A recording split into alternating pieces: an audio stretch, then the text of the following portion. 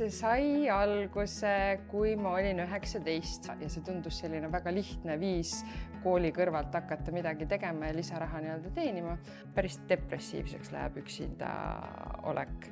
Nagu koolid ei ole nagu ettevõtluse koha pealt olnud see, kus oleks nii-öelda otseselt vaja minna, rohkem oleks vaja hakata tegema. Õppetooli juht ütleski mulle, Tõnis, ära tule, sul ei ole mõtet. Siis ma viisin mitu korda ennast nii-öelda pankroti ääreni.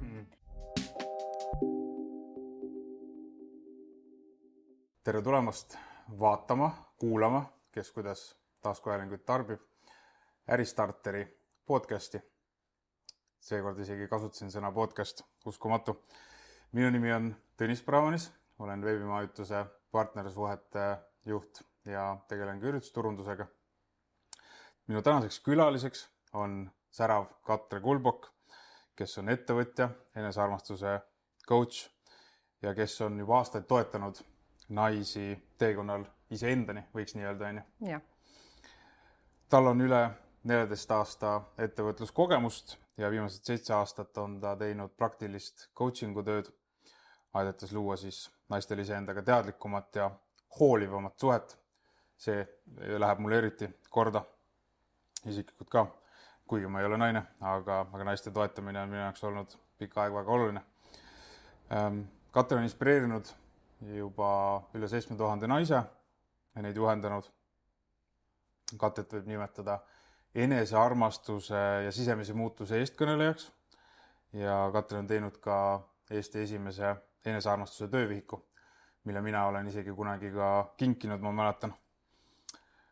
Rahvusvaheliselt sertifitseeritud coachina tegutseb Katre missiooniga aidata naistel väärtustada iseennast rohkem, võtta vastutust oma elu eest, mis on ka tänapäeval väga levinud kontseptsioon, aga siiski mitte piisavalt levinud minu hinnangul ja vastutuse võtmist käsitletakse ka väga erinevalt, olen näinud.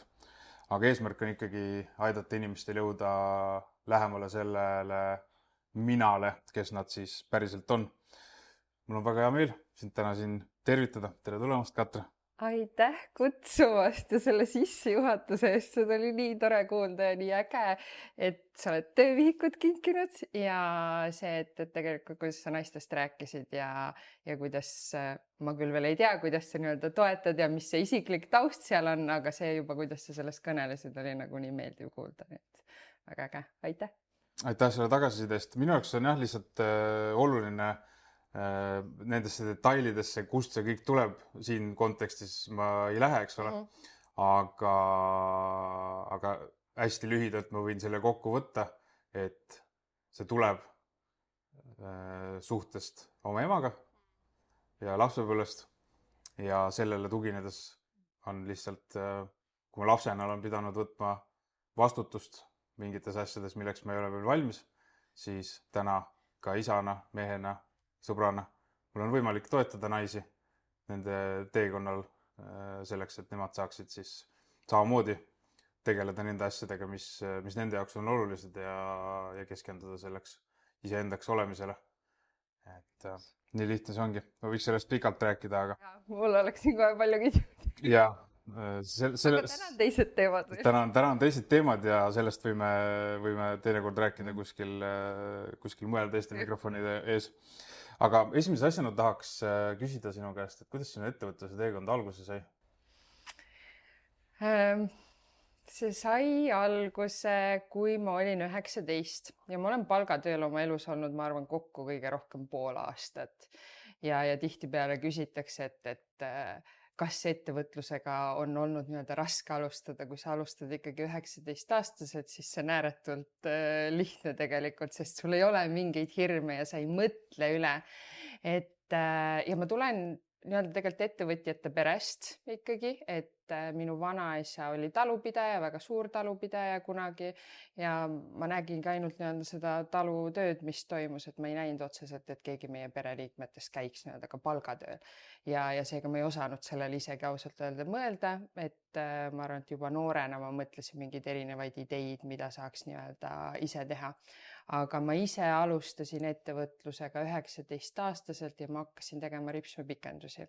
Ma läksin ülikooli ja ülikooli kõrvalt ma läksingi siis palgatööle Ülikoolis ma kaua vastu ei pidanud, sest siis tulid suhted ja mehed jällegi mängu ja siis ma nägin ühte kursakaaslast, kes siis tegi ripsmepikendusi ja see tundus selline väga lihtne viis kooli kõrvalt hakata midagi tegema ja lisaraha nii-öelda teenima. Aga nagu ikka iga asjaga, nii kui sa sinna sisse lähed, siis sa saad aru, et see tegelikult ei ole nii lihtne ja see nõuab ikka väga palju rohkem pingutamist ja aega. Aga sellest sai üpris kiiresti minu kirg. Ehk ma tulingi koolist ära, panin kogu oma aja sinna, tegin hommikust õhtuni seda ja siis ma kolisin ka mõned kuud hiljem juba nii-öelda Viljandisse, kus siis aitasin esimest salongi hakata üles ehitama ja see ripsmepikenduste karjäär oli mul too hetk nii-öelda 8,5 aastat, kuni ma siis liikusin coaching usse lõpuks edasi. Okei. Mul jäi kõrvu see, et tulid koolist ära, on ju? Ma olen 2 korda ülikoolist ära tulnud, ma olen praegu 3. korda ülikoolis ja nüüd ma olen ka 1 aasta akadeemilisel olnud. No see ei ole midagi erilist, ma arvan, tänapäeval nagu inimesed, kes ikkagi tahavad midagi ise teha, siis. Jah, nüüd, kui ma uuesti läksin ülikooli, ma läksin ettevõtlust ärijuhtimist õppima. Too hetk 13 aastat hiljem näha, et mis mul siis nii-öelda võib-olla oleks juurde saada just nii-öelda nagu süsteemide poole pealt.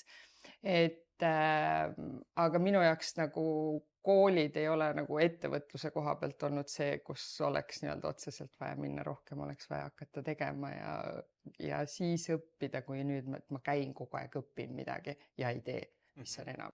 Ja ilma integratsioonita ei ole sellest õppimisest väga palju kasu, sest see läheb sealt peast kõvakettalt kaob ära.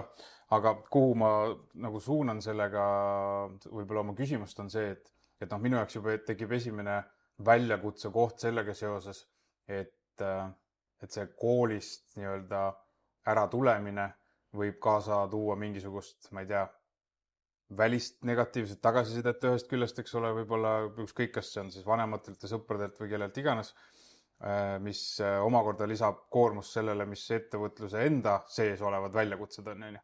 Et seepärast me siis jäin korra nagu mõtlema, et huvitav, kui palju see nagu mõjutab seda enese hinnangut ja kuvandit, mismoodi see kõik siis nagu komplektina lõpuks tööle hakkab, et mingisugune süütunne võib-olla ei olnud sul seda süütunnet üldse, eks ole, kui mina ülikoolist ära tulin, siis ma samamoodi ma ei vaadanud tagasi väga, on ju. Aga see ei tähenda, et see oleks mind mõjutanud. Et kuskil kuklas ikkagi kogu aeg mingisugune lõpetamata asi oli. Ja need lõpetamata asjad ei ole tegelikult meeldivad. Ja selles mõttes, et tänu sellele, et ettevõtluses on nii palju väljakutsed, ei ole selle peale lihtsalt võimalik mõelda, seda ressurssi ei ole lõputult, on ju. Aga mingisugune mõju on sellele ikkagi olnud, sest ikkagi hiljem seda uuesti vaadates, et äkki peaks minema ära lõpetama, eks ole, seda põhjalikumalt analüüsides tulevad sealt erinevad nagu need punktid välja, mille puhul nagu selgelt aru saada, et see on lõpetamata asi. Ja mina pidin tegema lihtsalt rahu sellega, et õppetooli juht ütleski mulle, Tõnis, ära tule, seal ei ole mõtet, et see on hilja nagu. Et mine õpi midagi muud või ma ei tea, ära tule tagasi, nagu, et seal ei ole nagu point, et sa oled need asjad juba ise läbi teinud. Ja tule siis rääkima, kui sa tahad tulla nagu jagama mingisuguseid asju.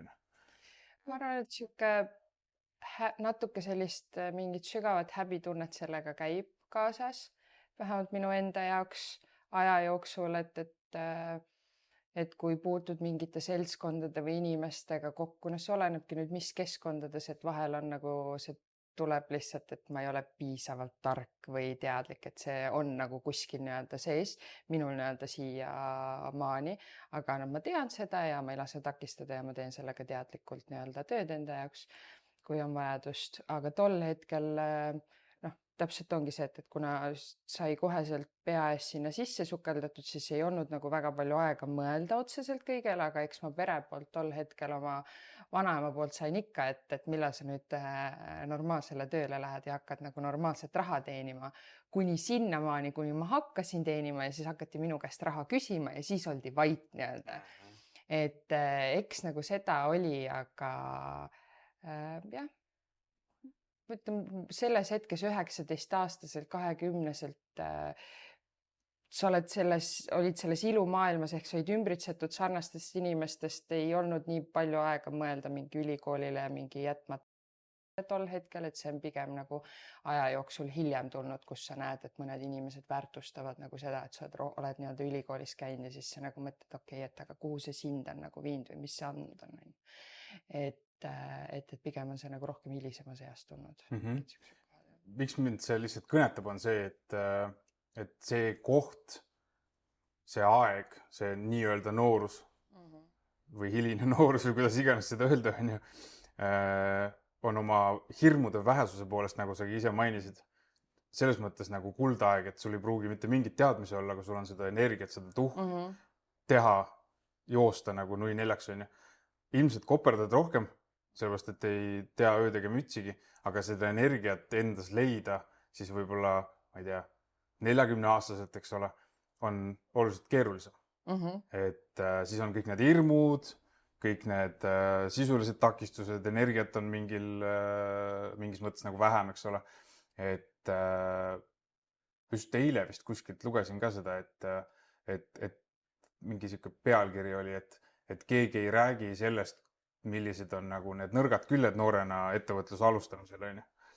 Ja loomulikult nendest tulekski rääkida, aga igal nagu sellel eluetapil, kus sa avastad, et sa tahad tegelikult hoopis midagi muud teha, kas lihtsalt karjääris kannapööret teha või alustada ettevõtlust, siis seal ongi erinevad takistused, et kui ma vaatan, kuidas meie klientide seas on palju neid inimesi ja veebikooli programmides osalejate seas on palju inimesi, kes 3 või rohkema lapse kõrvalt kodust hakkavad mingisugust asja tegema, siis mina isegi ei adu seda, millised need takistused tegelikult on, sest ma ei ole olnud ema ega naine.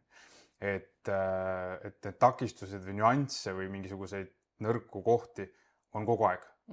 Aga lihtsalt selles nooruses on see pluss, et sul on seda nagu mõnusat naiivsust, mille pealt sa saad lihtsalt minna. Sükest pohhuismi natukene ja. Just. Et see on minu arust nagu hästi vajalik ja seda komponenti endas hiljem üles leida on keeruline. See ei ole võimatu, aga see nõuab see tundub, et see tuleb natuke nagu jällegi hilisemas eas, et minu meelest nagu mida vanemaks sa saad, siis jällegi need teiste arvamused ja asjad sind huvitavad vähem, et siis see natuke pohhuism uuesti tuleb nii-öelda tagasi nende tegemiste juures, et see vahepealne moment on, kus sa nagu kahtled rohkem. Just. Aga mis need sinu väljakutsed seal ettevõtluse alustamise juures siis olid, mis sulle praegu meelde tulevad? Alati küsitakse neid väljakutseid ja pekkiminekuid ja asju, see on ülikeeruline mõelda, sest ma olen nii lahendustele orienteeritud inimene, et siis ma unustan nad nagu väga kiirelt ära, siis sa mõtledki järgmise asja, okei, mis on see lahendus lihtsalt. Et tol hetkel väljakutsed ei olnudki otseselt, sest et mis ma nagu tegin, oli see, et ma hommikust õhtuni leidsin võimalusi, kuidas endale kliente saada, end reklaamida. Ma ei hoidnud selles osas kuidagi tagasi, et tol hetkel olidki igast mingid Budarilehed ja Facebooki grupid, mis on nii-öelda siiamaani, ma iga jumala päev söögi alla, söögi peale reklaamisin ennast nii, kuidas ma sain. Nii soodsa hinnaga, kui sain, et lihtsalt alustada ja saada seda kogemust ja saada harjutada ja ma tegingi, ma arvan isegi mingi öösel kell 12 tegin tol hetkel kliente, et ma lihtsalt saaks nagu harjutada. Ja üpris kiiresti nagu see hakkasid nii-öelda arenema, paremaks minema, kliente tuli järjest rohkem, alguses tulid mitte nii kvaliteetsed kliendid, siis tõstsid järjest hinda, siis läks nii-öelda paremaks, et tegelikult ma sain selle klientuuri ja jõudsin nii-öelda Eestis selle valdkonnas nagu päris kiiresti nii-öelda tippu, aga see oligi sellepärast, et mul oli nii suur tahe seda teha ja nii suur kirg selle vastu ja ma käisin kõikvõimalikke koolitusi, mis ma sain läbi. Et selles osas, ma ütleks, ei olnudki nagu takistus, et kui siin veel mõelda, ma ei tea, alati igas valdkonnas ja vahet ei ole, mis aasta parasjagu on, konkurents on nagu see, et noh, et ka siis, et kas neid ei ole juba palju, oli ikka, neid on siiamaani kõiki coach'e asju, kõike on alati, tuleb nagu seeni peale vihma, aga vähesed on ju need, kes jäävad ja läbi löövad ja kes teevad päriselt nii-öelda pühendumisega asja, et nad tahavad midagi nii-öelda ära teha. Et enamus lähevad sisse, sest et see tundub nagu mingi next big thing või äge asi, mida teha ja võetakse kõige odavamad koolitused ja lihtsalt, et saaks nagu seda kiiret ja kerget raha nii-öelda, on ju. Ja seda on nii palju, seda on igas valdkonnas alati palju. Et aga kui sa leiad selles hetkes selle enda mingi, mis sind nagu kõnetab ja paneb sind põlema, siis see on hoopis midagi muud ja ka see aja jooksul muutub, et tegin 8,5 aastat ripsmeid ja siis ma tahtsin vabadust saada, sest et ma jõudsin salonge teha ja müüa neid ja mingi hetk ma töötasingi 5, 6, 7 päeva nädalas, tegid koolitusi, töötasid 10-14 tundi päevas, et hea raha oli, aga mul ei olnud aega seda kulutada ega kuskil käia ja siis mõtlesin, ma nii ka ei taha nagu enam edasi olla ja Eesti mõistes tuli nagu piir lõpuks ette, et kui vaatasid ka omas valdkonnas, et okei, kuhu keegi on jõudnud või kuhu siin jõuda, siis see ei olnud nagu see elu, mida ma enam nii-öelda elada tahtsin. Et siis tulid nagu takistused ette, ütleks. Ja siis sa hakkad mõtlema, okei, aga mis ma siis nagu täpselt edasi teen, kus suunas lähen. Need olid nagu need võib-olla kõik väljakutsed nii-öelda. Et see nagu muu asi, et vaatadki, mis nagu teha annab ja annad endale võimaluse, teed salongi, võtad töötajaid, teed koolitusi, et kui paned selle oma selle miksi ja kuhu tahad nagu liikuda paika ja liigud sinna suunas, siis kritiseerijaid ja sihukest negatiivsust, need käivad alati kõigega asjaga kaasas, aga see ei ole nagu mingi väljakutse või asi seal juures. Et jah, nüüd ma läksin igas suunas selle asjaga. Ja selles mõttes ei pea muretsema, et mina kaldun kindlasti ka korduvalt mööda sellest, mis ma olen tegelikult ette planeerinud ja ma võib-olla alustangi kohe sellest esimesest kohast, kus ma seda saan teha, et see lahendustele orienteeritus jäi mulle nagu kõlama ja sinu kui coach'i ja enesearengu mentori jaoks ilmselt ei ole naiselikkuse ja mehelikkuse teemad sugugi võõrad, eks ole. Et minu jaoks vähemasti isiklikult see lahendustele orienteeritus on selline nagu mehelik omadus mingis mõttes, eks ole. See on ettevõtlusega see paha asi natuke, mis nagu mingid asjad nii-öelda kaasa tulevad. Ja, et kuidas sa selle juures ennast siis tasakaalustad üldse? Võib-olla hästi põgusalt seda teemat puudutada. Ma ei saa sellest mööda vaadata. Ja see on, ma olen olnud ühes äärmuses ja teises äärmuses, et olengi selles äärmuses olnud, kus see meesenergia on lihtsalt nii tugev ja väga keeruline on olla meestega suhetes ja lihtsalt domineerid igatepidi nii üle, sest et eriti kui sa oled üksi, toimetad vallaline veel ja ehitad oma asju üles, siis sa võtad selle kõik nii paratamatult, sest ettevõtlus ei ole 5 või 9-5 tööpäev, see on 24/7. Ja siis ma kolisin, ma elasin aastaid Balil vahepeal ja siis ma läksin kuidagi sinna, seal läksin teise nii-öelda poolde, ehk siis mul hakkasid kõik need omadused nii-öelda kaduma ja läksid nagu liiga, siis ma viisin mitu korda ennast nii-öelda pankroti ääreni ja siis nagu lõpuks jõudsid oma nii-öelda kuskile keskteele tagasi, ehk et täna lihtsalt enda jaoks on minu igapäevased hobid, kuidas ma enda eest hoolitsen, mis tempos ma mingeid asju teen, et endiselt on neid omadusi vaja, et ettevõtet nii-öelda teha ja juhtida. Kuid lihtsalt kas ongi hobid, sõbrannad, väljas käimised, kuidas ma endast hoolitsen, mis iganes, et toob minust seda naiselikku tunnet nii-öelda lisaks juurde ja proovin ennast ikkagi välja lülitada tööasjadest mingi aeg ja ongi kodus ja tegeleda nii-öelda teiste asjadega. Et pigem on see tänaseks nagu mingi tunne, mingi koht enda sees, kuhu oled nii-öelda jõudnud, et mul ei ole vaja nii tugev enam olla ja ma ei pea ka nii pehme olema, et ma saan neid mõlemaid kuidagi kasutada, et ma arvan, et nagu iga asjaga, et kui sa oled alguses ühes äärmuses, siis sa lähed sinna, pendeldad vastaspoolde ja siis sa lõpuks leiad enda jaoks selle nii-öelda kesktee. See on minu jaoks lihtsalt on selliste teemade sissetoomine möödapääsmatu, ma ei saa ennast selles mõttes nagu tagasi hoida, sest me ei ole siin praegu salvastamas sellist taskuhäälingut, kus oleks kõik väga range formaat, eks ole, et me ei tohi üldse käsitleda midagi muud kui see ettevõtja roll, sest me ei saa tegelikult seda ettevõtja ja naise, mehe, lapsevanema neid nagu kuidagi kuubesid nagu panna rippuma lihtsalt, on ju. Et nagu sa ütlesid, et siis ettevõtjaks olemine ei käi 9-5, vaid see käib põhimõtteliselt kogu aeg. Need teised rollid samamoodi ja me ei saa nagu neid niimoodi eristada, et me tõmbame nüüd piiri vahele ja me räägime ainult sellest, mis on tunne on olla ettevõtja, sest sa oled ettevõtjana samal ajal naine, mees, ema, isa, inimene, sõber ja kõik muud asjad ka, on ju. Et siis sellepärast ma ei tunne mingit süüd, et ma küsin sellist. Ei, minule sellised küsimused väga meeldivad, et ja ma arvan, et kui siin on naiskuulajad ja kõike seda ka, et või siis mehi, kuidas toetada rohkem, kes naised tegelevad ettevõtluses, on ju, et aga lihtsalt jah, see kuidagi enese eest hoolitsemine ja selgeks tegemine, et mida see minu jaoks naiselikkus tähendab ja kuidas ma saaksin seda enda nii-öelda igapäevaellu rohkem kaasata ja töösse ja nii edasi, et see on nii pisikesed nii-öelda asjad, et oma hoiakud, see, kuidas ma räägin, liigun nagu kõik, mis paneb mind nii-öelda tundma, et ma ei oleks nii jäik oma töös ja asjades ja nii edasi.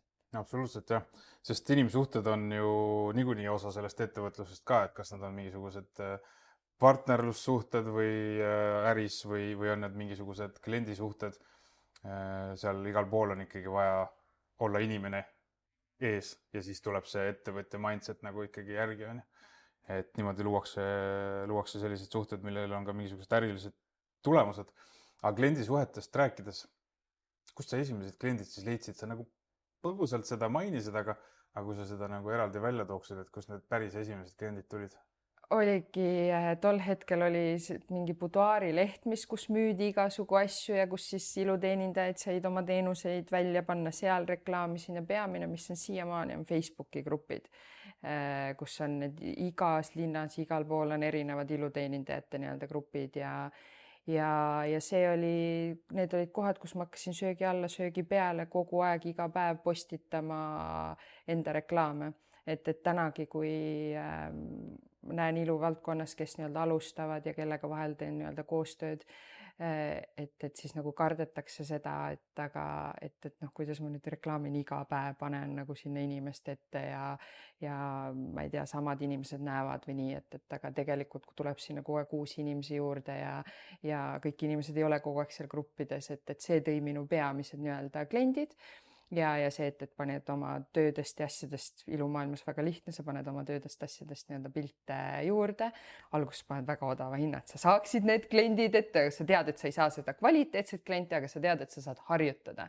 Et nagu pigem olidki nagu need nii-öelda strateegiad sellel ajal mängus, et kui jälle nagu hiljem edasi võtta, kui ma läksin nii-öelda coaching usse, jällegi minu jaoks sotsiaalmeedia on, ma arvan, et see peamine nii-öelda koht olnud, ehk ma olin ennem hakanud sotsiaalmeedias lihtsalt oma mõtteid, asju jagama, kui ma hakkasin reklaamima, aga siis ma hakkasin lihtsalt boostima erinevaid mingeid pilte ja asju tol hetkel aastaid tagasi, see oli nagu ülilihtne ja sealt hakkas mingitesse esimestesse kohtadesse tulema ja siis ma hakkasin samamoodi mingi tasuta webinare tegema ja sealt hakkasid soojendama kliente ja siis ta niimoodi hakkas vaikselt nagu ka lahti rulluma. Okei. Ehk et put yourself out there. 100% nagu, aga ongi täpselt minu meelest söögi alla, söögi peale, lihtsalt pane ennast nagu välja. Et kui alguses, mis ma ka tihti näen, et peaks minema turunduskoolitusele ja kuidas ma ikka hakkan ennast turundama ja jagama ja kõike seda, et need on mingis faasis nagu vajalikud. Aga mina isiklikult arvan, ja see on ka minu kogemus, on see, et nii toorelt ja ausalt täna on eriti loeb see, kui autentne sa oled, et sa lihtsalt paneksid end välja, sa saaksid selle harjumuse sisse, sa saaksid selleks mugavaks, enda jaoks see poleks sinu jaoks nii hirmus ja siis sa hakkad vaatama, et okei, mida ma saan täiendada ja vaikselt nii-öelda paremaks teha ja võtad mingi koolituse, aga sul on juba nii-öelda mingi tagasiside ja julgus nii-öelda neid asju teha. Et see kuidagi minu jaoks õnneks on nagu alati olnud jah, pigem, et ma panen lihtsalt välja, vaatan, mis saab, mis tagasiside on ja siis vaikselt nii-öelda nagu kohendan, et ma arvan, ma kunagi siis, kui nullist koolitused, mis ennem seda neil veel olid seal Boost Yourselfil, kui nad koos tegid, siis ma kunagi alguses täiesti nii-öelda korra võtsin. Ega ma sellest midagi ei mäleta, ega ma midagi ei praktiseerinud otseselt. Ja ma siiamaani teen suhteliselt nii-öelda nagu toorelt endan asjadele peale, sest aga ma tunnen end nii hästi ja see on nagu mina ja ma ei kuskil nii-öelda ei feigi või midagi, et see nagu töötab. Aga mingisuguseid asju tõenäoliselt teed sa ka nende nii-öelda standardite järgi, nii et sa ise lihtsalt võib-olla ei seosta neid asju, eks ole. No, lihtsalt ikka pole nagu niimoodi läbi mõelnud, et eks ma ju ikka vaatan ka, kus mida tehakse ja täna lihtsalt ju scrollid, näed igal pool midagi ja automaatselt isegi, kui sa ei mõtle, sa võtad mingeid ideid ja mõtteid on ju ligi ja katsetad ja vaatad, et mis sobib ja ei sobi. Sest mulle tundub turunduse kontekstis, et inimesed, kes otsivad mingisugust nagu täitsa unikaalset mudelit, et ma teen nii, kuidas keegi teine pole kunagi maailmas teinud, et see ei toimi.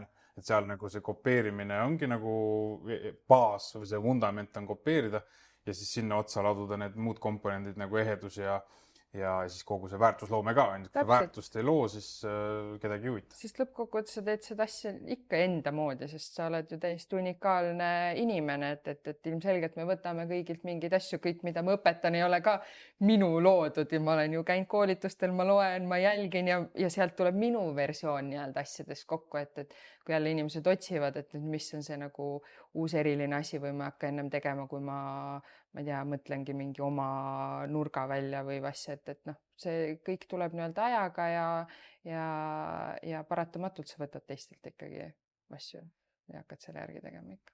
Kas saaks ka öelda, et nii-öelda iluteenuste kontekstis kliendini jõudmine ja coachingu kontekstis kliendini jõudmine on kuidagi samamoodi tehtavad või on seal ikkagi mingisugused kardinaalsed erinevused ka tees? Pigem on erinevused. Ma ütleks, et iluteenindajana on palju lihtsam kliendini jõuda. Et sa ikkagi, ma ei tea, ripsmepikendus, et sa paned selle pildi välja ja see vaatab, mulle see stiil meeldib ja ma sinna tulen. Ja siis loeb hind või asukoht või mingid pisikesed asjad on ja loomulikult siis on see kliendi hoidmine, et see, et kõik ta oleks rahul teenusega, ripsmed püsiksid ja nii edasi, on, et ta tuleks tagasi ja siis mingi hetk seal tuleb see piir ette, mul on klientuur täis, ma ei saa kuskilt kedagi enam juurde võtta. Nüüd coachinguga jällegi samamoodi, kas see, kuidas mina teen, mida ma välja panen, et keda see nii-öelda kõnetab, aga pigem see maailm lihtsalt on väga palju kogu aeg muutuv ja siis sa pead seda oma sõnumit nii-öelda kohendama ja et siin on ikkagi väljakutsuvam see kliendini jõudmine ausalt öeldes, et selles suhtes ripsmed olid nagu tegelikult väga lihtne asi, mida nii-öelda teha versus coaching. Okei. Ma olen kuulnud seda coachide käest, et kliendid tulevad tihti selliste teemadega, mis coachi enda jaoks võivad ka natukene akuutsed olla. Hästi, see on nagu nii huvitav alati, kuidas tegelikult ongi just üks-ühele kliendid, sa näed, et keegi tuleb, sul on vestlus, okei, mul on sarnased teemad praegu olnud just aktuaalsed, oled nagu ära teinud ja siis nii-öelda lähed. Aga minu nagu see eesmärk,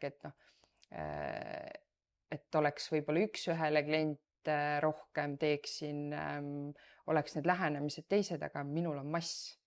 Minu eesmärk on see, et suured grupid rohkemate naisteni jõuda, üks-ühele coachingut ma teen nagu vähe, et mul on kuni mingi 4-5 klienti nii-öelda võib-olla korraga, aga minul on just see, et oleks need suured grupid ja nii-öelda mass. Miks ma seda nagu näite sisse tõin, et tõenäoliselt see tähendabki sinu jaoks seda, et neid teemasid, mida sa just kas oled enda jaoks läbi töötamas või oled justkui millegagi siis jõudnud mingisugusesse nagu finišisse nii-öelda, eks ole, et siis nende jagamine sotsiaalmeedias aitabki nendel inimestel, kellel on see ees, see protsess ju suhestuda sinuga, saad aru, et ma peangi just tema gruppi või üks-ühele coachingusse minema, sellepärast, et ta teab, millest ta räägib, ta teab mind kuidagi aidata, eks ole, ta mõistab mind või mis iganes need küsimused on, et miks kogemusnõustamist nii hinnatakse tänapäeval, sellepärast et inimene on ise sellega läbi teinud, mida tema juurde läheb siis klient rääkima ja küsima, on ju. Sellepärast ma vahel mõtlen, miks ma nii palju jama endale kogu aeg kaela saan, et saan lahendada ja siis nagu naisi edasi aidata, et mu elude numbrid ja see, et ma olen need human design'id kõik nagu räägivad seda, et ma siin, et ise kõike seda jama nii-öelda läbida ja siis nagu teisi selle nende asjadega edasi anda, et jah, neid kogemusi on nagu omajagu igas valdkonnas tulnud. Jah, aga see, ma kujutan ette, võib nagu sellist hinge ja südant täita sellega võrreldes palju rohkem, mis iluteenindust puudutab, et iluteeninduses ilmselt sa said ka palju kuulata klientide mingisuguseid jutte, eks ole, aga see oli tõenäoliselt hoopis teistmoodi kire rahuldamine kui see, mis kaasneb inimeste aitamisega, toetamisega. Jah, seal said väga palju lihtsalt mõelda. Enamus kliendid magasid või siis rääkisid ja siis sa lihtsalt mõtlesid ja mõtlesid, sest see töö oli nii automaatne sinu jaoks juba käes, et selles suhtes küll, et tänane osa on nii-öelda väljakutsuvam, aga palju rahuldavam. Millal sa siis üldse tundsid, et ettevõte on päriselt käima läinud, kui nüüd sinna päris algusesse jälle tagasi vaadata? Ilumaailmas ma arvan, et sihuke isegi ei olnud aastat, sest et ma olin pool aastat Tallinnas ja siis ma läksin Viljandisse, hakkasin seal salongi, aitasin üles ehitada ja hakkasin klientuuri koguma ja ma arvan, mul läks seal mingi 4 kuud, kui ma sain tegelikult klientuuri täis ja siis see kestis ja siis ma nagu nägin, et okei, et ma olen kuskile nii-öelda oma asjadega jõudnud, asi toimib, sest et iluvaldkonnas üks parimaid asju ongi see, et sul on klient, kes tuleb tagasi ja su klientuur on täis ja su ootejärjekord, ma mäletan, minu jaoks oli see, et kui mu ootejärjekord on, ma ei tea, 3-4 nädalat, et mul ei ole kogu aeg nii-öelda vabu aega, et siis ma tunnen, et I made it nagu selles osas. Ja see tuli, ma arvan, et mul sellise esimese aasta ajaga tegelikult. Ja ma ütleks, et mõlemas valdkonnas on see nagu päris kiirelt nii-öelda läinud. Ma seda tahtsingi kohe otsa küsida, et kuidas see nagu tänane ettevõtlus on. No ütleme nii, et grupikoolituste ja nende suurte programmidega ma alustasin täpselt COVID-i alguses. Ennem seda ma tegin mingeid väikseid nii-öelda gruppe lihtsalt ja siis ma tegelikult oligi esimese 5 kuuga olid sissetulekud suuremad, kui olid need iluvaldkonnas 1 kuu jooksul. Aga siis ikkagi hirmust lähtuvalt ma veel ei lõpetanud iluvaldkonnas, ma tegin mitut asja nii-öelda paralleelselt koos. Aga kuna coachingu valdkond ja see, mis ma siin teen, on nii-öelda pidevalt kogu aeg minu jaoks nii-öelda kasvav, ma midagi muudan jälle ja proovin mingeid uusi asju, et siis ta käib väga hästi, on vahepeal oma nii-öelda tõusud ja langused, aga kas ma nüüd olen, et ma nüüd I made it somewhere, võiks öelda, arvestades, kui palju naisi ma olen saanud täna toetada läbi programmida, et see on nagu päris hea number, aga ettevõtjana on mul nii palju veel kasvada, et praegu ma teen peamiselt üksi asju, et mul oli siin vahepeal aastate jooksul on mul ka mitu assistenti korraga olnud ja olen turundusteenuseid sisse ostnud ja siis oledki ennast pankrotti lasknud ja siis oled nagu jälle nii-öelda üksi oma asjadel tagasi olnud ja täna pigem on see, et kus ma tahan stabiilsemalt asja üles ehitada, et siin lähikuudel ongi plaanis hakata rohkem nii-öelda teisi inimesi kaasama ja võtma kedagi nii-öelda juurde, sest jällegi asjad nii-öelda kasvavad, on jälle liikunud päris hästi edasi. Et pigem on see kõik hetkel kasvav alles korralikult. Aga kui nüüd vaadata neid 2 valdkonda jällegi selle nurga alt, et mis see visioon või eesmärk oli, et mis seal need võib-olla sarnasused olid ja mis on siis ka seal erinevused? Ma arvan, mõlemas on nagu olnud see, et omas valdkonnas jõuda nagu Eestis tippu ja ripsmetega ma jõudsin. Et oli see siis klientuuri koha pealt, oli see, et mind teati, oli see, et minu koolitustele tuldi ja ka coachingus samamoodi, et mind teatakse, minu grupid on täis ja ma olen esimene inimene, kelle poole nii-öelda naised pöörduksid oma nii-öelda teemade asjadega. Ja siin on mul veel minna, sest et mul on terve see kuu olnud täis esinemisi ja siis ma ikkagi näen, kui paljud naised veel mind ei tea, mis on nagu üliäge, jälle jõuan nagu kuskil, et aga mul on veel tegelikult nii pikk maa siin minna. Aga tänaseks Eesti ei ole, millega ma teen jällegi tööd enda sees, et ma ei taha, et see oleks minu piir. Ma tahaks ikkagi nagu Eestist nii-öelda väljapoole liikuda ja näha, milleks ma veel võimeline olen. Et aga muus osas ikkagi jah, siin toimub see lõvitähtkuju ja kõik see, et ma ikkagi tahaks olla ikkagi tippu jõuda oma asjadega, aga see tipp tähendabki see, et ma olen järelikult väga palju naisi aidanud. Kas see tipp võib tähendada ka seda, et sa lihtsalt otsustad, et sa ise oledki tipus ja oled rahul sellega, mis sa oled saavutanud? Olen selle peale mõelnud, aga ma ei ole seal. et ma võiks olla rahul sellega, mida ma olen teinud.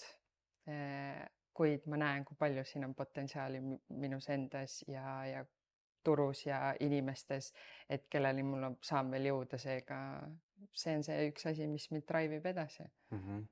Sest sarnaselt sellele, mis me coachingu kontekstis rääkisime, et coach on nagu paar sammu ees, mitte rohkem, on ju, vähemalt selles konkreetses teemas võib-olla. Et ma olen samamoodi ka austavatele ettevõtjatele öelnud, et te võite justkui panna endale iidoliks või eeskujuks mingisugused suured mehed, kes on kunagi tänased börsi tippettevõtted nagu algatanud oma garaažis piltlikult või vähem piltlikult öeldes. Aga mõni neist enam ei ela, mis tähendab seda, et nende eeskuju on aegunud mingis mõttes. Nad ei tea tänavast ettevõtluskonteksti, turgusid, mitte midagi, eks ole, et me ei saa nagu tugineda sellele, et keegi on valgusaastatega meist eespool, eks ole. Et need eeskujud tasub võtta pigem sellised, kes on 2-3 sammu meist eespool ja koguda enda ümber siis sellised ettevõtjad, kes on tõesti midagi juba enamat ära teinud, aga ei ole nii kaugel, et nendega suhestumine muutub keeruliseks. Et selles mõttes ma kujutan ette, et sellest lähtuvalt sul ei ole kõiki Eesti naisi võimalik aidata neile eeskujuks olla, sest mõned võib-olla saavadki aru, et kui ma nüüd Katre endale eeskujuks võtan, coach'iks võtta või ma arvan nagu ükskõik kelle, eks ole, vähemalt ma saan küll põhimõtteliselt aru, et need teemad peavad kuidagi olema suhestuvad, aga samas seal ei ole tegelikult sellist piirangut, et nüüd ei võiks minna, sest see on nii teema fookusega, kui päriselt enda jaoks sõnastada see küsimus, mida üldse lahendama minna. Et siis inimene võib olla teistes teemades eespool, näiteks ei saa ju öelda, et sinu juurde ei tule alustav ettevõtja, sellepärast et sa oled temast kauem ettevõtja olnud, see ei puutu asjasse üldse ju. Ta tuleb hoopis teise teemaga. Et siis sellest lähtuvalt ma kujutan ette, et sa saad aidata kõikvõimalikel tasemetel võib-olla siis parema sõna puudumisel naisi, aga samal ajal paljude jaoks võib-olla ei teki ka sellist seost või suhestumist puhtalt mingitel muudel põhjustel, eks ole.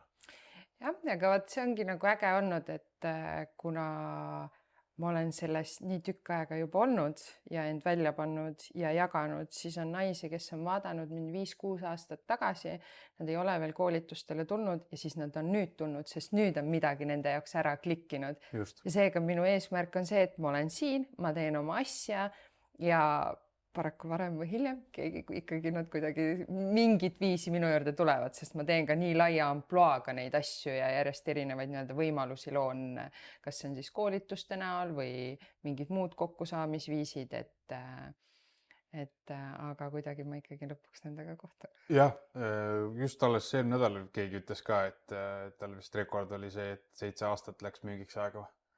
Et pidi lihtsalt olema kättesaadav ja usaldusväärne edasi 7 aastat, et klient tuleks siis tema juurde tagasi ja põhimõtteliselt samasuguse lähteülesandega, lihtsalt natuke kvaliteetsema lähteülesandega ja sai tänu sellele lahenduse.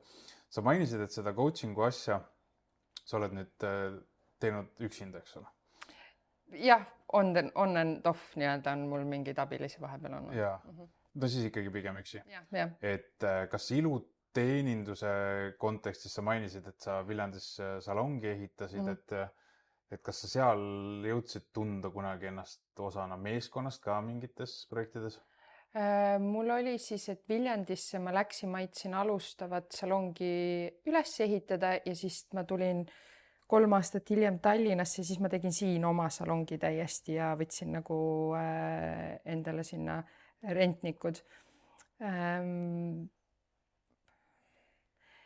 Jah ja ei, ma arvan, et isegi Viljandis ma tundsin ennast natukene rohkem osa meeskonnast.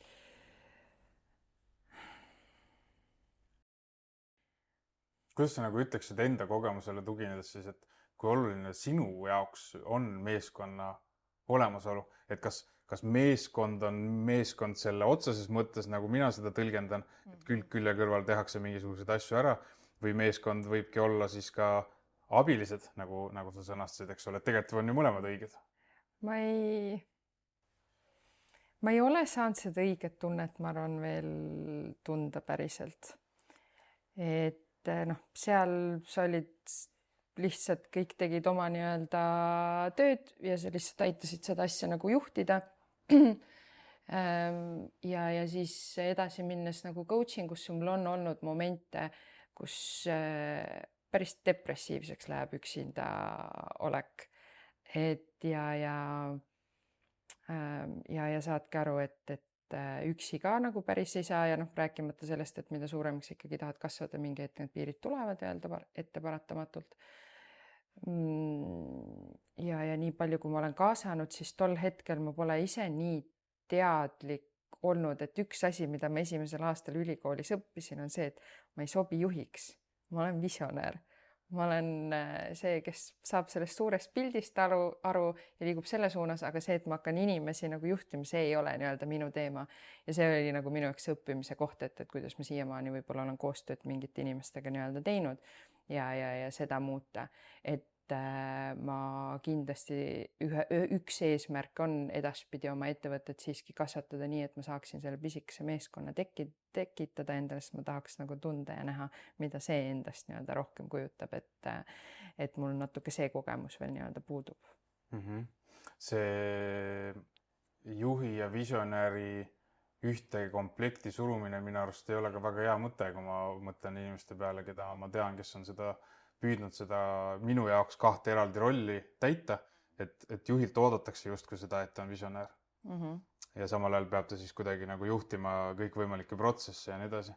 Aga tegelikult ta põleb suure tõenäosusega läbi või siis teeb mõlemat asja kuidagi poolikut. Et sellepärast on ikkagi oluline mingisugused asjad ära delegeerida ja keskenduda sellele, et seda ettevõtet kasvule suunata. Ja nii-öelda igapäevased juhtimistegevused on kellegi teise hooles. Ja kusjuures, mis mul tuli meelde koheselt, et ma teen ka sellise brändiga koostööd nagu Lumi Nordic, mis on siis nahahooldusbränd Eestis. Ja siis ma neile Lumi omanikule Helenile olen mitu korda öelnud, et kui ma peaks kuskile kunagi tööle minema, siis ma tuleks teie juurde, sest kuna ma olen nendega nii pidevalt koostööd teinud ja nende meeskonnas nii-öelda sees olnud ja näinud, kuidas nad toimetavad ja teevad, siis nemad on mulle täiega inspiratsioon olnud, et seal ma tahaks nii-öelda töötada, seal ma olen seda meeskonna tunnet saanud nii-öelda reaalselt tunda ja kuidas kõik toimetavad ja on nii-öelda ülesanded asjad ära jaotanud, et nemad on mulle selles osas küll veidikene eeskuju ja inspiratsioon. Väga äge, väike shoutout tuli ka ikkagi ära. Milline see konkurents oli iluteeninduses ja milline see konkurents on coachingus? Jällegi sa hästi põgusalt nagu mainisid seda, kui sa ütlesid, et tuleb neid uusi inimesi kogu aeg peale, aga et milline see nagu tegelikult see konkurents on? Kuidas tajud seda? Ma ei taju, et väga oleks, et selles suhtes, et neid inimesi, kes neid asju mõlemas valdkonnas teevad, on alati palju, aga jällegi neid inimesi, kes teevad südamega ja nad tahavad tõesti midagi nii-öelda korda saata, on pigem vähe, et pigem see kiirelt rikkaks saamine või raha teenimine on tihtipeale rohkem nendes asjades mängus. Et coachingus noh, eks ma ju olen ka siin, eks ka mind on kopeeritud ja minu pealt on asju võetud, aga igaüks teeb asja lõppkokkuvõttes samamoodi, et see ongi täpselt see, et sa võid kõik terve minu programmi võtta, aga see ei ole mina ja sa ei tee seda kunagi minu moodi ja võib-olla mõned inimesed resoneeruvadki sinuga rohkem läbi nii-öelda selle ja see on täiesti fine, sest et ega mina ei taha ka lõppkokkuvõttes endale inimesi, kes ei taha minu juures olla või nad ei resoneeru minuga, et seega juba selle koha pealt nii-öelda kohati nagu ei saa konkurentsi olla, et igaühe jaoks on nii-öelda keegi ja need ka vahetuvad, et mingi hetk sobisid sina ja siis järsku sobin nii-öelda mina ja see on nii-öelda fine. Ja see ei ole ka asi, millele ma nii-öelda keskendunud, et eks aja jooksul on ikka olnud, et kui on neid suuri nimesid nii-öelda veel tulnud ja siis sa vaatad, kuidas nad teevad, tal on nii palju kliente, minul ei ole ja siis nagu, mis mul viga on ja miks mul praegu ei tule. Aga noh, siis seal on jälle need mingid enda ebakindlused lihtsalt üles tulnud, aga mida kindlamaks ma olen aja jooksul endas saanud ja selles, mis ma teen, siis seda vähem nii-öelda pöörad tähelepanu sellele, et keegi võtab mult midagi ära, keegi ei võta mult mitte midagi ära, vaid vastupidi, võib-olla inspireerib või annab juurde, et oot, kuidas võiks või saaks veel nii-öelda teha, on ju, et täna nagu seda niimoodi ei ole, jah. Sa mainisid raha tegemist. Et kuidas sa oma teenuseid oled üldse nagu õppinud hinnastama või? Ma ei oska seda paremini sõnastada. See on ka sihuke väljakutse olnud, et eks ikka selle põhjal, mida arvad, et oled väärt nii-öelda ja tihtipeale oled näinud, et ma ei arva, et ma olen midagi väärt, et raske on olnud vahel neid hindasid tõsta, ma arvan, et eriti just nii-öelda coaching'u valdkonnas. Et iluvaldkonnas ma alustasin väga nii-öelda odavalt, ma arvan, mingi alla 20 euro, mingi 15 eurot ja niimoodi, et mu materjalikulud oleksid kaetud, aga et ma saaksin nii-öelda käesoojaks. Ja siis järjest mingi paari kuu kaupa hakkasid tõstma nii-öelda neid hindasid. Et ma olen ise hinnastamise koha pealt alati olnud ka see inimene, kes ei näe, et hinnad peaksid olema laes igas asjas, et ma võin olla ise käinud ala näiteks coaching'u koolitustel, kus ma olen maksnud 10 000, 17 000 eurot ja nii edasi, aga ma ei näe, et ma peaks ise selliseid summasid küsima, et see ei ole minu eesmärk nii-öelda.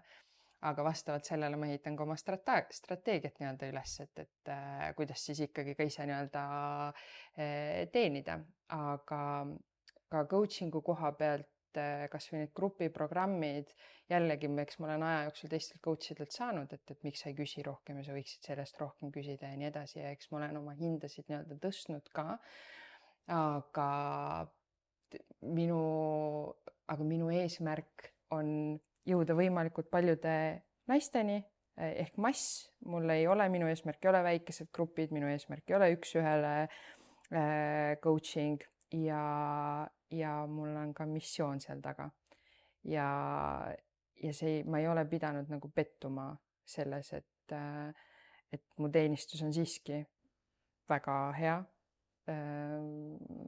Et jah, hinnastamine on nagu aja jooksul ikka, mida rohkem teadmisi ja kogemusi ja asju ja vaikselt nii-öelda nagu muudad, aga mu eesmärk ei ole neid olnud kunagi lakka jääda.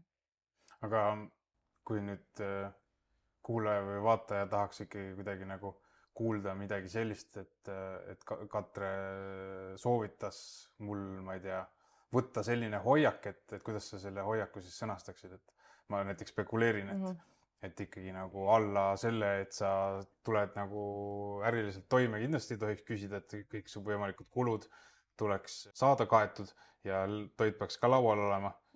Et see on nagu, ma arvan, elementaarne ja miinimum, aga et see koht, kus võib-olla tekib see kahtlus, et kas minu pakutav on seda väärt, mis iganes see siis võib-olla mingi number, eks ole, on. Numbrid tihti tulevad mingist turu-uuringust, et me vaatame, palju teised küsivad, on ju. Et kas võibki siis öelda, et hinnasta alguses võib-olla nii nagu teised, aga ajapikku tõsta koos enesekindluse kasvuga või kuidas sa seda sõnastaksid? Ütleme ühe näitena veel, kui ma olen assistente palganud ja olen näiteks vestlusi läbi viinud, virtuaalassistendid ka nagu hästi popp teema on ju, ja siis vestlusele tulevad, kellel pole ühtegi klienti olnud ja siis nad küsivad täishinda. ja siis tulevad need, kes on nii-öelda alustanud alles, neil on suur huvi, nad vaikselt nii-öelda toimetavad ja nad tõesti, sa näed, et nad tahavad nagu edasi selles kasvada ja siis nad küsivad nagu palju madalamat nii-öelda, vahepeal isegi nagu vaatad, okei, liiga madal, küsi natukene nii-öelda rohkem. Aga minu jaoks kuidagi alati on nagu see olnud, et pole okei, kui sul pole kogemust, aga sa küsid täishinda või sa küsid sama hinda, mis küsivad need, kes juba on tükk aega teinud.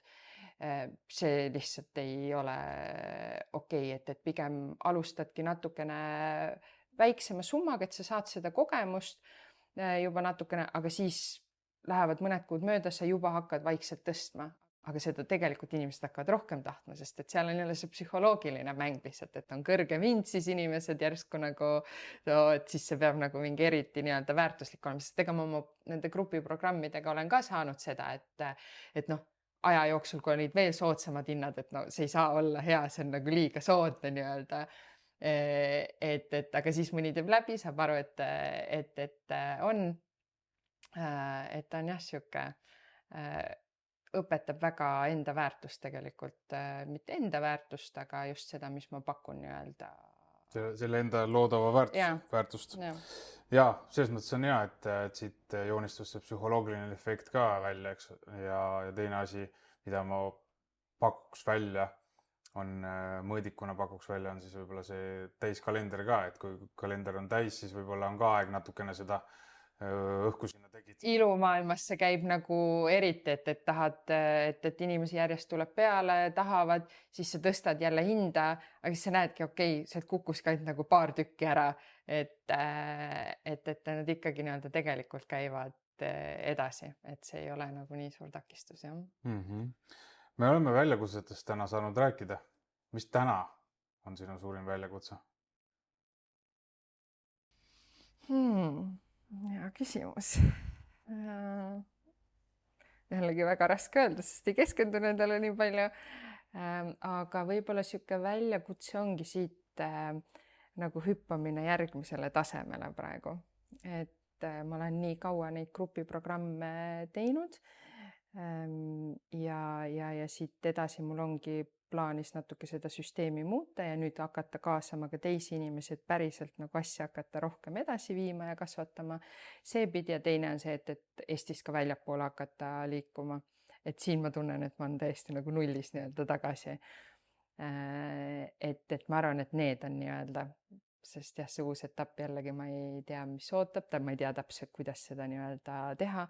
Mitte, et ma siiamaani üleüldse oleks teadnud, kuidas teha, et kõike lihtsalt teed käigu pealt, vaatad, kuidas teised teevad ja nii edasi lähed. Et eks sellega praegu täpselt samamoodi. Ja küsid ja suhtled teiste inimestega ja küsid arvamusi ja mõtteid, kes on nii-öelda seal, on ju. Et pigem nagu see on sihuke, ta on nagu väljakutse, aga ta on samas väga põnev. Ma arvan, et väljakutsed võikski alati põnevad olla. Täpselt põnev väljakutse, täpselt. Nüüd üks mu lemmikküsimusi. Mis on su tänane miks?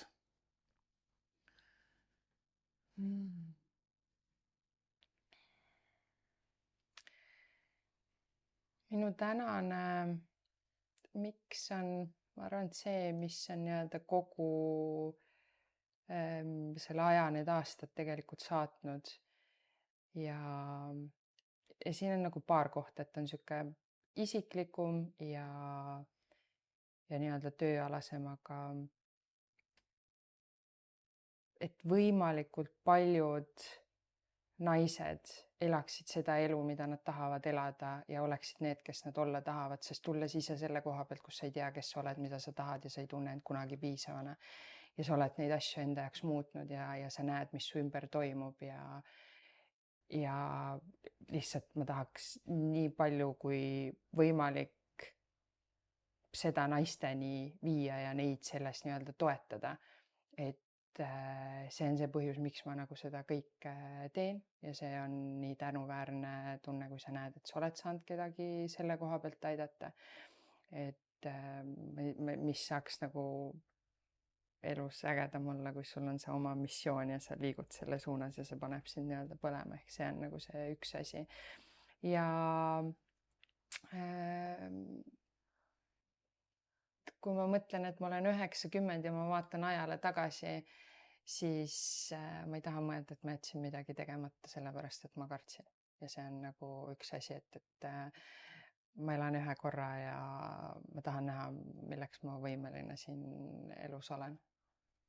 Ja see väga hästi minu jaoks vähemasti seostub ka minu järgmise küsimusega, et kas sa soovitad ettevõtlusega alustada ja miks sa soovitad ettevõtlusega alustada? Ma arvan, et selles lauses oli ka juba osa vastusest. Küll ma värinad sellega peale, siis ma alguses mõtlesin, ma kohe sellest nii-öelda alustan, et ma ütlen kõigile ja alustage, kes nagu vähegi tunnevad, et tahavad nii-öelda proovida, sest et ma arvan jällegi ettevõtlus ka ei ole kõigile ilmselgelt, on ju. Et aga kellel vähekenegi on nagu tunne, et tahaks teha, siis 100% see on koht, mis on andnud minule nii suure vabaduse, mis täna mõtlesin, nagu ma ärkan hommikul üles, ma teen rahulikult oma rutiinid, ma ei pea kuskilt kodust kiirustama välja, et ma saan seda aega võtta ja planeerida, kuidas, millal ma teen, et loomulikult siin on väga palju erinevaid perioode olnud, kus oledki hommikust õhtuni lihtsalt kogu selle ratta sees ja sa magadki võib-olla mingi 4 tundi ainult. Aga siis täna on jällegi koht, kus ma saan nagu rahulikult endale aega võtta ja ma ei pea enam kiirustama nii-öelda kuskile. Et ta on andnud mulle nii suure vabaduse maailma näha ja inimestega aega veeta ja ta on minult stressi maha võtnud ja pinget algusest andis rohkem stressi, aga seda olen ka õppinud nii-öelda aja jooksul juhtima. Et kindlasti see on, öeldakse, et 2 kõige suuremat kasvatajat on ettevõtlus ja suhted ja ettevõtluses sa saad suhted ka, nii et võiks öelda, et see on isegi kõige suurem. Et seda ja see oli miks või?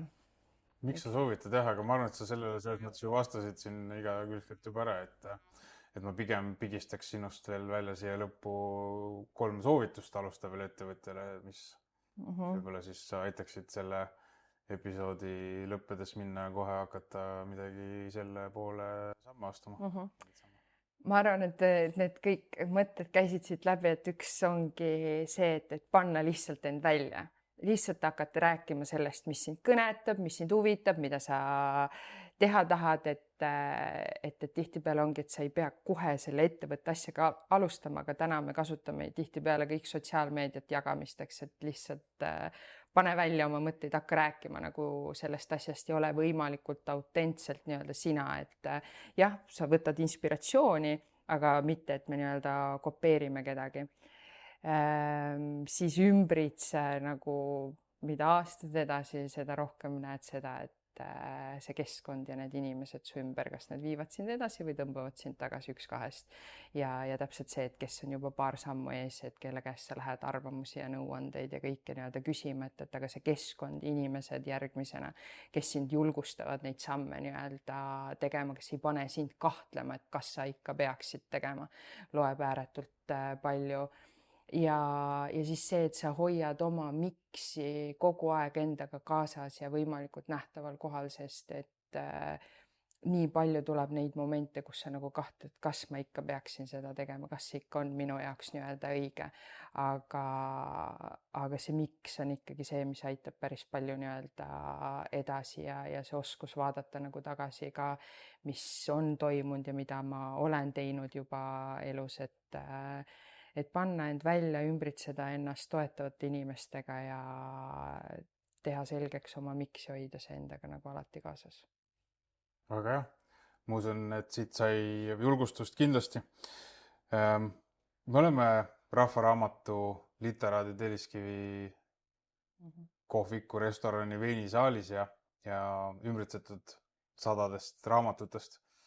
Ja ma kasutaksin võimalust küsida sinu käest raamatusoovitust, et mida sa nendele alustavatele ettevõtjatele nagu soovitaksid lugeda?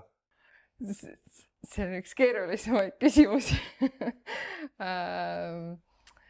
Ma olen suur raamatulugeja, aga ma ei ole, ütleme, selliseid ettevõtluse ja ärilisi teemalisi raamatuid ma loen üpris pigem harva. Ma loen ikkagi lähtuvalt oma valdkonnast ja enesearengust. Et ja siin raamatutega on ka nagu see, et alati küsitakse neid soovitusi igal pool, aga lõppkokkuvõttes tuleb nagu vaadata täpselt seda, et mis sind parasjagu nii-öelda kõnetab, on ju. Et tihtipeale see kellegi soovituse peale ei ole üldse see, mida me vajame, aga raamatuid lihtsalt, kui ei ole seda keskkonda ja seda inspiratsiooni või pole kellegagi rääkida või pole võimalus ka rahaliselt rohkem panustada, kõige ideaalsemad viisid, kuidas enda mõttemaailma avardada ja end inspireerida. Et ühe nimena mul tuli, ma ei tea, kas meil eesti keeles, võib-olla inglise keeles peaks olema, Gary Vaynerchuk, Gary V on üks siis, kes sotsiaalmeedias on nii-öelda väga aktiivne ja tema põhimõtted ka ettevõtlusest, mis ta nii-öelda kõneleb ja turundusest ja sotsiaalmeediast mulle väga meeldivad. Alex Hormozi, ma ei tea, kas meil Eestis ja siin, kuidas tema raamat, ma ise loen väga palju ingliskeelseid tihtipeale, et kindlasti tema ja siis üks minu enesearengu nii-öelda sellistest mentoritest on ka Byron Katie, temal võib-olla on ingliskeelselt siin, igatahes kes väga lihtsate teemadega paneb, küsimustega paneb lihtsalt elus asju lahendama, et võib-olla mõned sellised mõtted.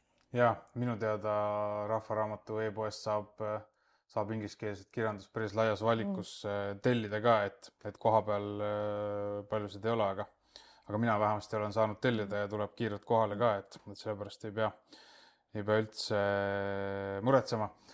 Sulle kui kuulajale, vaatajale teen ka üleskutse ja raamatutega seonduvalt ka, et kui sa jagad selle episoodiga seonduvalt oma mõtteid sotsiaalmeedias ja tagid veebimajutuse vastava kanali siis ära, siis me jagame ka seal mõne sellise raamatu välja, mis meile parasjagu endale tundub, et on põnev, võib-olla alles trükikojast välja tulnud.